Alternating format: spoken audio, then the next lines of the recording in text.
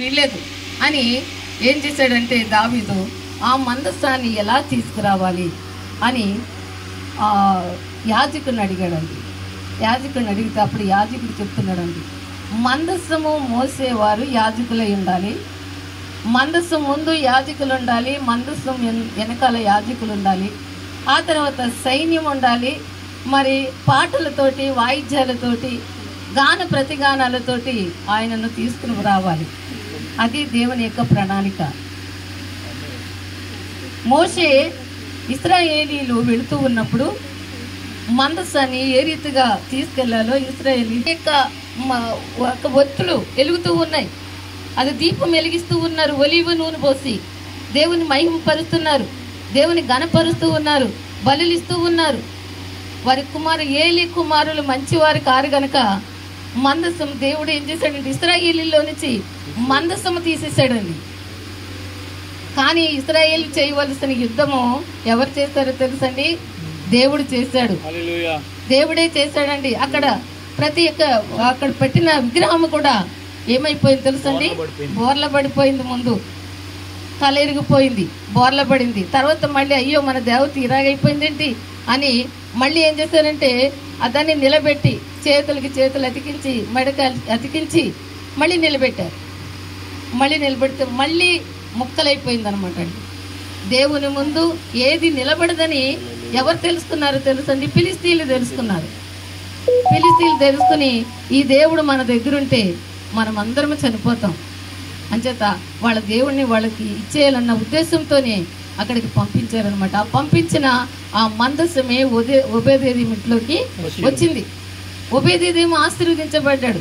యాజకుడిని దావీదు అడిగాడండి ఏ రీతిగా తీసుకురావాలంటూ యాజకులు మోయాలి, బండి కాదు మోసేది, ఎడ్లు కాదు మోసేది. ఎవరు మొయ్యాలండి? యాజకులు మొయ్యాలి. ఈ రోజు నీ బైబిల్ పట్టుకుని వెళ్ళి ప్రతి ఇంటికి వెళ్ళి దేవుని గురించి చెప్పుతాం. కారణం ఏంటో తెలుసండి? అది దేవుని యొక్క కృప. అదే మందసం.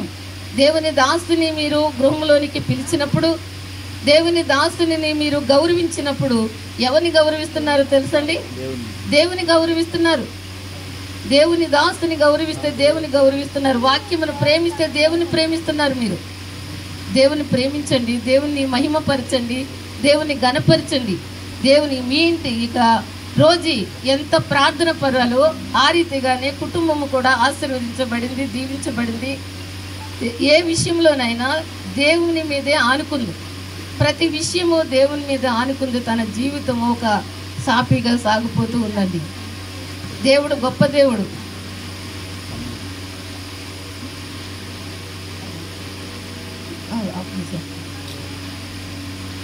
దేవుని సన్నిధిని ఆయన మనము ఓబేదేదోము ఇంటిలో ఉన్న ప్రతి ఓబేదేదోము ఇంటిలో ఉన్న ఆ యొక్క మందసము మన రోజు ఇంటిలోకి వస్తే రోజు యొక్క కుటుంబం ఆశీర్వదించబడింది, దీవించబడింది. దాసులు వచ్చి ఇక్కడ మరి శంకుస్థాపన చేశారండి. ఆ రోజు కూడా కొంచెం వర్షం వచ్చింది. కానీ అల్లుడు గారు మరి పిల్లలు ఇద్దరు ఇంకా బాబులు ఉన్నారు. వాళ్ళు నేను పండు మేము వచ్చి ఇక్కడ ప్రార్థన చేసి వెళ్ళామండి.